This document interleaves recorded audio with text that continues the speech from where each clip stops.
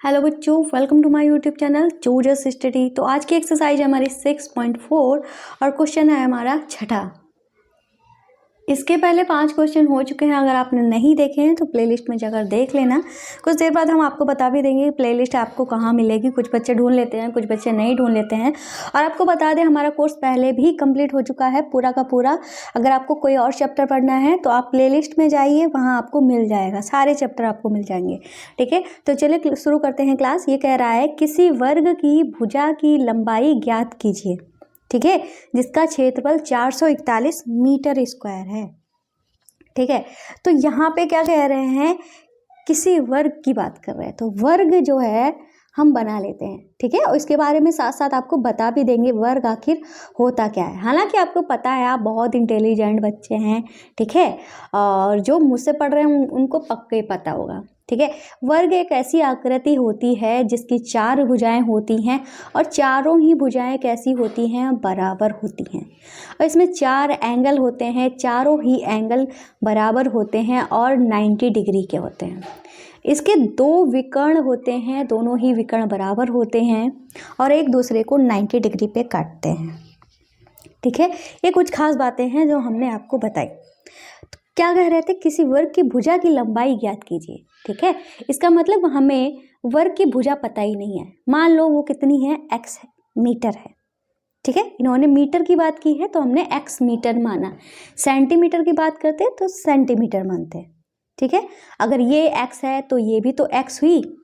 ठीक है, ये भी x मीटर हुई और ये भी x मीटर हुई। इन्होंने कहा क्षेत्रफल इतना है। भाई, इसका क्षेत्रफल जो है इन्होंने हमको देख कर रखा है। और ध्यान रखना, क्षेत्रफल हमेशा स्क्वायर में होता है। ठीक है, इसको हम 441 मीटर स्क्वायर भी कह सकते हैं या 441 वर्ग मीटर भी बोल सकते हैं। ठीक है, हम जानते हैं वर्ग का क्षेत्रफल। ठीक है, वर्ग का क्षेत्रफल कितना होता है, तो वर्ग का क्षेत्रफल होता है, अगर फॉर्मूले की बात करते हैं तो वो होता है भुजा का स्क्वायर।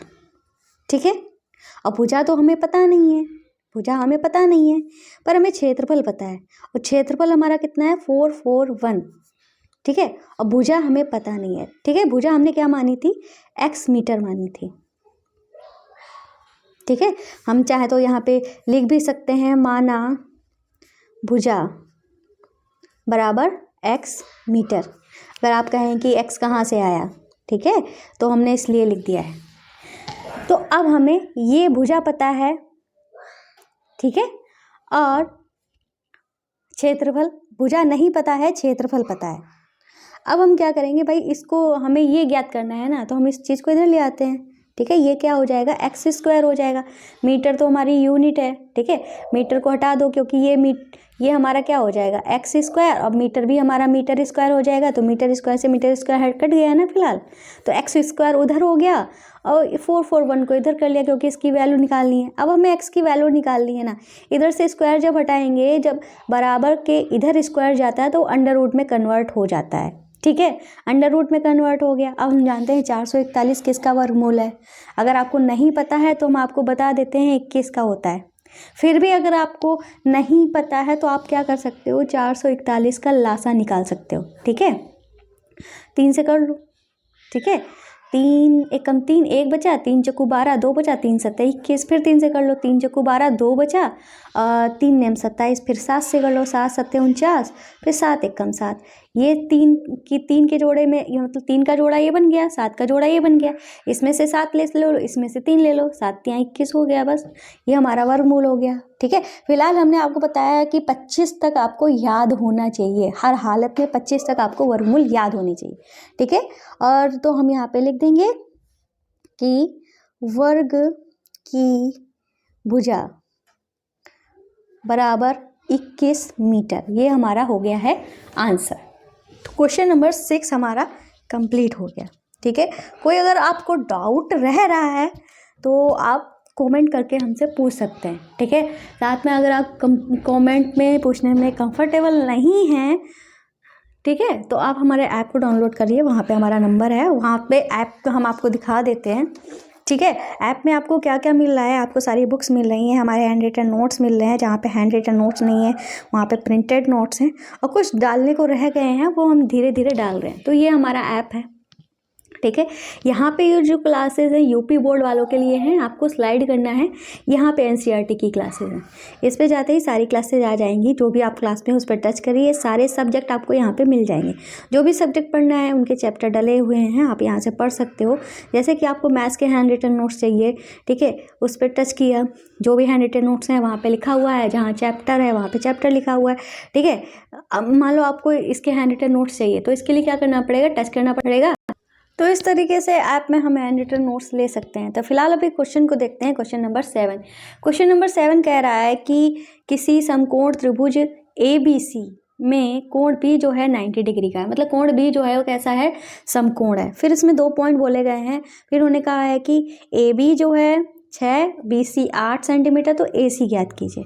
दूसरे में हमें इस तरीके से दिया है, तो दोनों पार्ट, पहला वाला पार्ट यहाँ पे कर लेते हैं, ठीक है, दूसरा पार्ट यहाँ पे कर लेते हैं, ठीक है।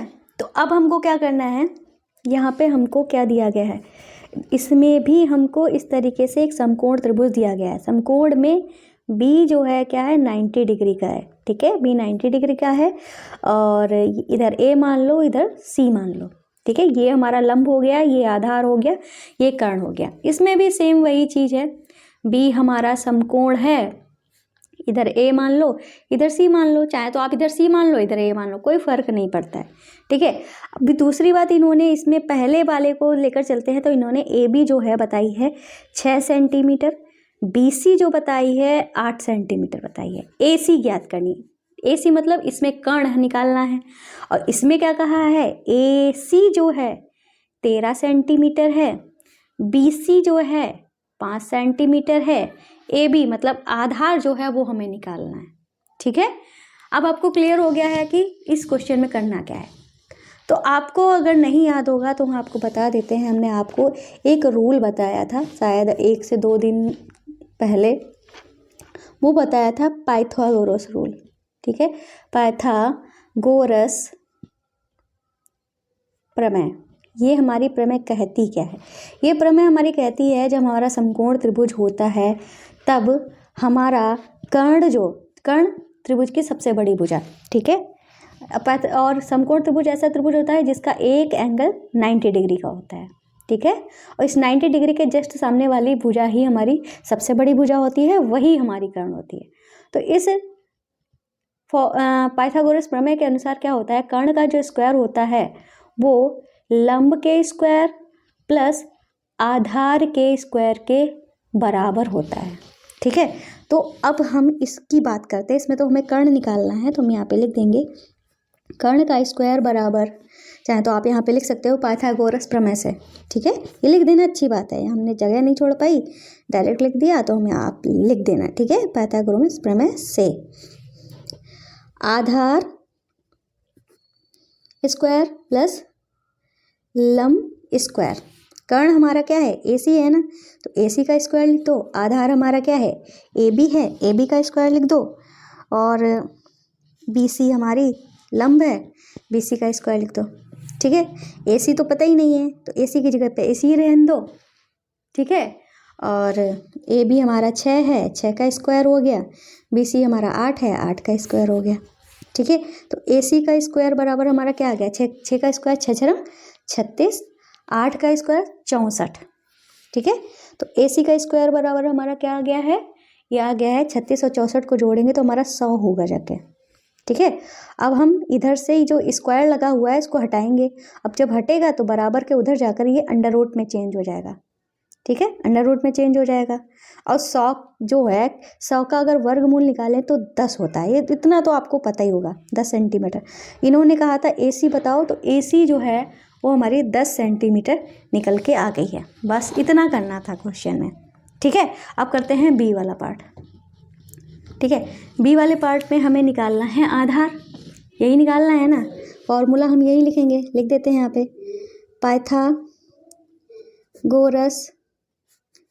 प्रमेय से। तो पाइथागोरस प्रमेय हमारी क्या है, यही है ना, हमें इसमें आधार निकालना है, तो चाहे तो आप पाइथागोरस प्रमेय को इस तरीके से भी लिख सकते हो। आधार निकालना है ना, तो आप लंब को उधर ले जाओ। ठीक है, कहने का मतलब है आधार स्क्वायर बराबर, जब लंब उधर जाएगा तो माइनस में हो जाएगा ना कर्ण के, कर्ण का स्क्वायर माइनस लंब का स्क्वायर, ऐसे भी आप लिख सकते हो। ठीक है, आधार हमारा कितना है, ए बी है, तो ए बी का स्क्वायर बराबर कर्ण हमारा कितना है, ए सी है, ए सी का स्क्वायर, चाहे तो ऐसे भी लिख सकते हो ऐसे भी लिख सकते हो, कोई फ़र्क नहीं पड़ता है। बी सी हमारा लंब है, ए बी तो पता नहीं है। ठीक है, तो ए बी का स्क्वायर लिख दो। ए सी हमारा कितना है 13, तो 13 का स्क्वायर हो गया। बी सी हमारा 5 है, तो 5 का स्क्वायर हो गया। ठीक है, अब क्या करेंगे हम, यहाँ पे 13 का स्क्वायर 169 होता है, 5 का स्क्वायर 25 होता है, घटाएंगे तो हमारा क्या आएगा 144 आएगा। ठीक है, ये हमारा क्या चल रहा था, ए बी चल रहा था। ठीक है, ए बी का स्क्वायर। अब हम क्या करेंगे, इस स्क्वायर को हटाएंगे तो बराबर के उधर जाकर ये अंडर रूट में चेंज हो जाएगा। अब हम जानते हैं 144 का वर्गमूल होता है 12। ठीक है, सेंटीमीटर में सारी विमाएँ हैं, तो ए बी जो है हमारी निकल के आ जाएगी 12 सेंटीमीटर। इस तरीके से पूरा क्वेश्चन कंप्लीट हुआ, क्वेश्चन नंबर 7। ठीक है, अब करेंगे अपना क्वेश्चन नंबर 8। तो ये रहा हमारा क्वेश्चन नंबर 8। ये कह रहा है एक माली के पास 1000 पौधे हैं। इन पौधों को वह इस प्रकार लगाना चाहता है कि पंक्तियों की संख्या और कॉलम की संख्या समान रहे। ठीक है, इसके लिए कम से कम पौधों की कितनी संख्या ज्ञात कीजिए जिसे उसे आवश्यकता हो। मतलब ये क्या करना चाहता है, माली के पास कुल कितने हैं 1000 पौधे हैं, वो किस प्रकार लगाना चाहता है, पंक्तियों की संख्या। पंक्तियों की संख्या मतलब इस तरीके से पंक्तियों की संख्या उतनी होनी चाहिए जितने कॉलम है। मान लो हमने इधर 4 पंक्ति मानी, 5 पंक्ति मानी है, तो 5 ही हमारे कॉलम होने चाहिए। ठीक है, 5 ही हमारे कॉलम होने चाहिए। इधर भी पेड़ उसी हिसाब से लगेंगे। तो ये क्या बनेगा जाके, ऐसे अगर हम बढ़ाएंगे 5 इधर लगाएंगे, ठीक है, ये हमारा 5 इधर लगाएंगे तो ये हमारा एक स्क्वायर बन जाएगा। ठीक है, क्या बन जाएगा, स्क्वायर। स्क्वायर जब होता है तो हम क्या निकालते हैं, उसका वर्गमूल निकालते हैं, सिंपल सी बात है। ठीक है, तो अब हम इसी के अनुसार काम करेंगे। तो इन्होंने जो जो बात बताई है वो हम यहाँ पे लिख देंगे। पौधों की संख्या। ठीक है, तो पौधों की संख्या जो है वो हमारी कितनी है, 1000 इन्होंने दे रखी है। 1000 इन्होंने दे के रखी है। अब चाहे तो आप कैसे करोगे भाई, अगर आप इस काम को 1000 जो होता है किसी का, आपको पता होना चाहिए भाई 3 जीरो हैं, ये हमने आपको सारे रूल्स बताए थे। 1000 में कितने ज़ीरो हैं, 3 ज़ीरो हैं। अगर 3 ज़ीरो होते हैं तो वो हमारे पूर्ण वर्ग संख्या नहीं होती है। सम संख्या में अगर हमारे ज़ीरो होंगे तो वो हमारी पूर्ण वर्ग संख्या होगी। तो इसका मतलब हमें इसको लासा विधि से ना लगाकर ज़्यादा बेटर रहेगा भाग विधि से इसको लगाइए, क्योंकि आप ये पूरी एक्सरसाइज भाग विधि से रिलेटेड ही है, तो इसको आप ऐसे ही करिए। ठीक है, तो अब हम यहाँ पे इसका भाग विधि से वर्गमूल निकालेंगे। ठीक है, हमने कल की क्लास में बहुत अच्छे से बहुत डिटेल से समझाया है आपको, आप देख लीजिएगा, फिर भी हम यहाँ पे आपको समझाएंगे। इस तरीके से हमने 2 लाइंस बना ली और 1000 लिख दिया। पीछे से हम बनाते हैं जोड़े। ठीक है, पीछे से ही स्टार्ट करते हैं। आगे अगर एक अकेला छूट जाता है, जैसे 5 होंगे तो एक अकेला, 5 का मतलब 5 अंक होंगे तो एक तो छूट ही जाएगा ना, पीछे से जोड़े बनाएंगे तो उसको छोड़ देने दो। ठीक है, अब हमको क्या करना है, हमें ऐसी संख्या का वर्ग ढूंढना है जो 10 के बराबर हो या 10 से कम हो। पर हम जानते हैं 10 तो किसी संख्या के वर्ग में आता नहीं है ना, तो हम क्या करेंगे, यहाँ पे ऐसी संख्या ढूंढेंगे जिसका वर्ग 10 से कम हो। तो 10 कहाँ पे आएगा, ये हमने सारे वर्ग लिख के रखे थे। 1 का वर्ग, 2 का वर्ग, 3 का वर्ग, 4 का वर्ग, 7 का वर्ग लिखा था। अगर मैं पूछूं कि 10 कहाँ पे आएगा तो आप कहेंगे कि इस 4 और 9 के बीच, 9 और 16 के बीच में 10 आएगा, यही बोलेंगे ना। तो हम 16 तो ज़्यादा हो जाएगा, ज़्यादा वाला हमें लेना नहीं है, हमें तो कम वाला लेना है। तो कम कौन है, 9, तो मतलब 3 का वर्ग 9 हुआ, तो 3 हम लेंगे। ठीक है, 3 यहाँ लिखेंगे, यहाँ लिखेंगे, यहाँ लेंगे, 3 जगह 3 लिखा जाएगा, तो 3 3 9 हो गया। ठीक है, तो अब ये वाले जो 3 हैं वो जुड़ जाएंगे और थोड़ा खिसका कर यहाँ पे लिखेंगे, क्योंकि यहाँ पे हमारा एक अंक लिखा जाएगा। ठीक है, इनको जोड़ दिया और इनको घटाना पड़ेगा, घट के 1 आ गया। अब जब हमारा ऊपर से भाग में क्या होता है, एक एक अंक उतरता है, इसमें क्या होता है, पूरा जोड़ा उतरता है, पूरा जोड़ा उतर गया।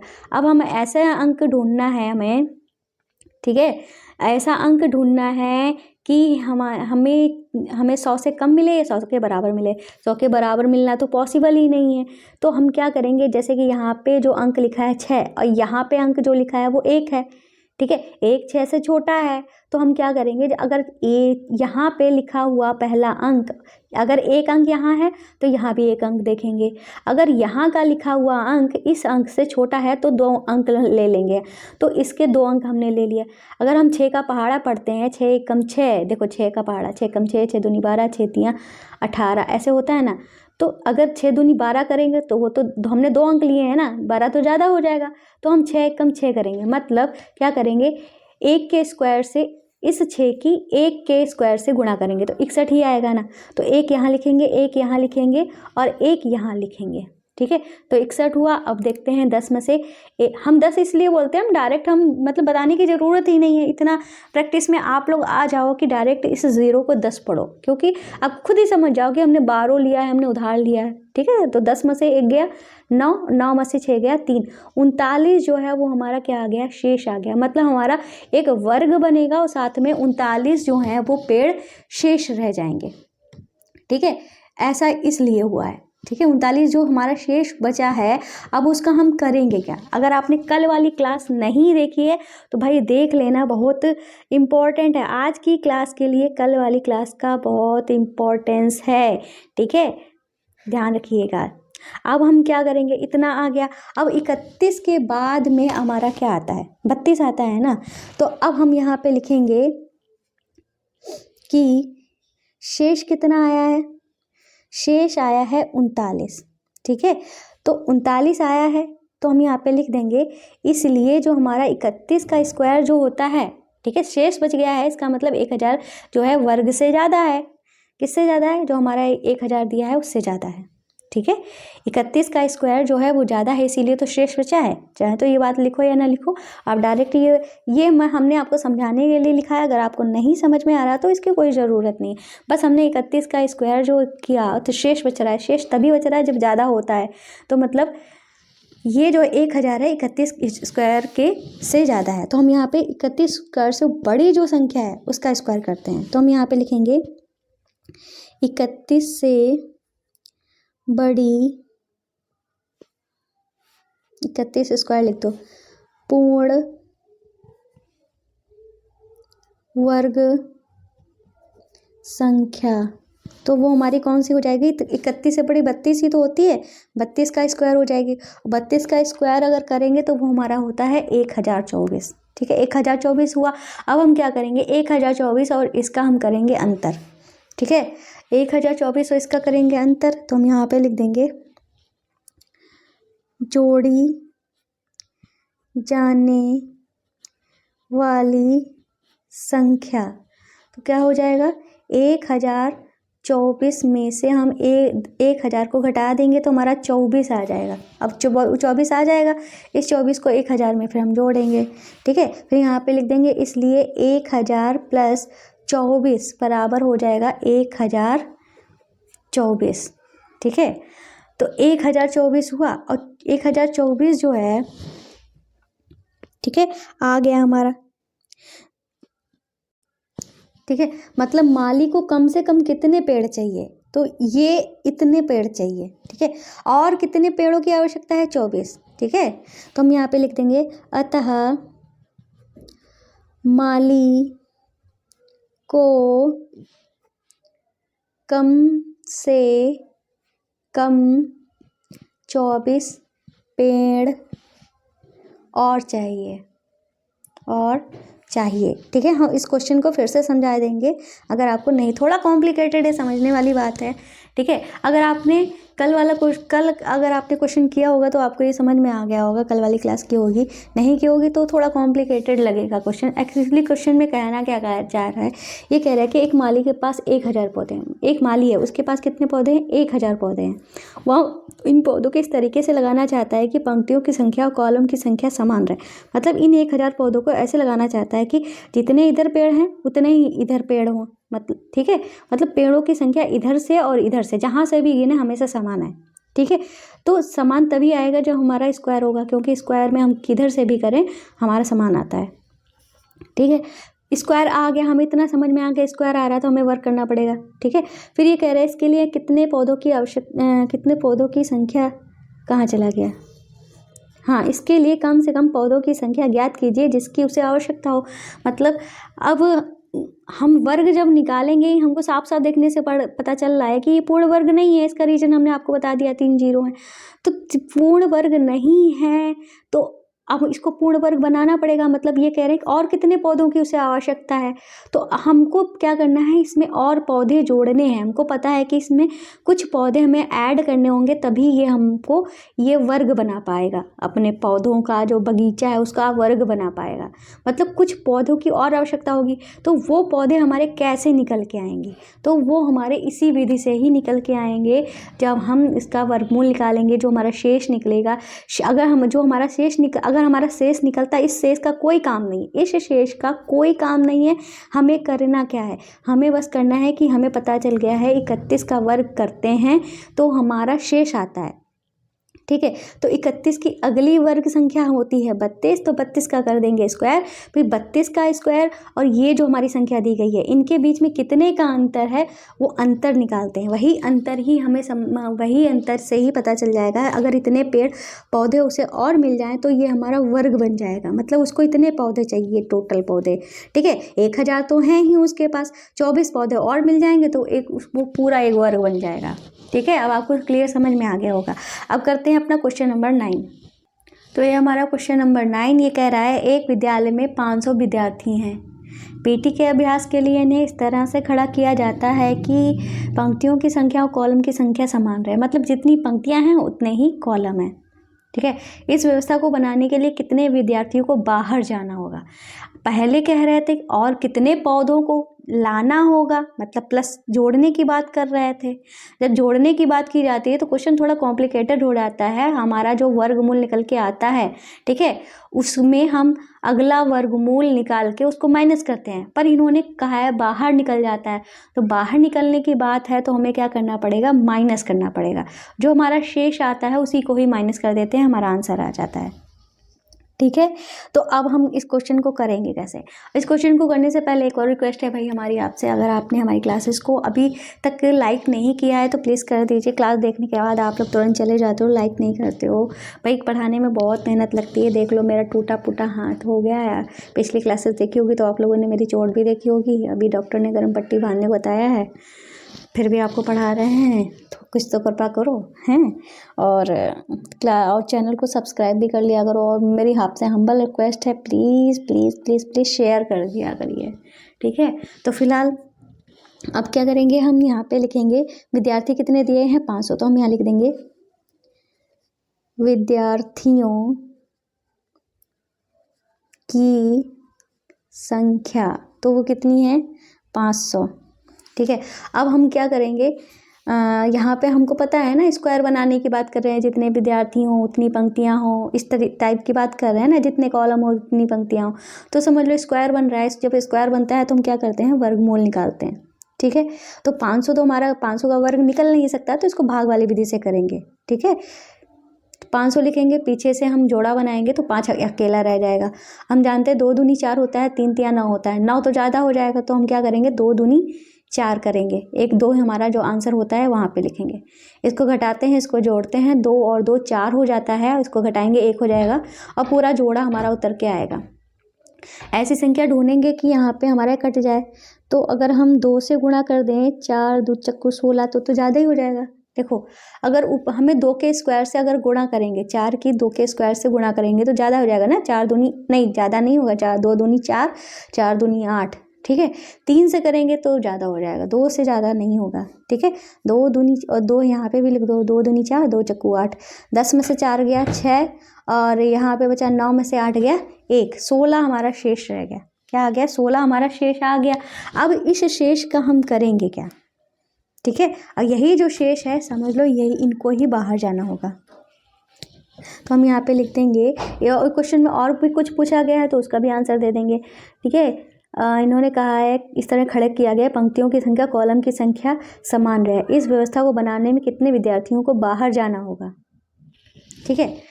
तो कितने विद्यार्थियों को बाहर जाना पड़ेगा? तो 16 एक्स्ट्रा हो रहे हैं ना, तो हम यहाँ पे लिख देंगे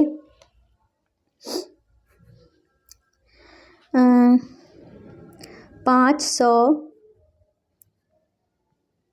विद्यार्थियों में से 16 विद्यार्थियों को बाहर जाना होगा, ठीक है। ये हमारा आंसर हो जाएगा। अगर ये पूछते कि कितनी हमारी पंक्तियां बनानी पड़ेंगी, ऐसा कुछ पूछा है क्या? ठीक, अगर ये पूछते कि कितनी पंक्तियां बनानी पड़ेंगी, ऐसा उन्होंने कुछ पूछा नहीं। अगर बाई चांस पूछ लेते कि कितनी पंक्तियां बनानी पड़े या कितनी कॉलम बनाने पड़े, तो वो कॉलम की संख्या हमारी 22 रहेगी, कॉलम पंक्तियों की संख्या 22 रहेगी। ऐसा कुछ पूछा नहीं गया है, ठीक है, तो हम बता भी नहीं रहे, तो ये हमारा आंसर हो जाएगा। तो इसी प्रकार से हमारी एक्सरसाइज खत्म होती है। क्लास पसंद आई तो चैनल को सब्सक्राइब करना, वीडियो को लाइक करना बिल्कुल भी नहीं भूलेंगे आप।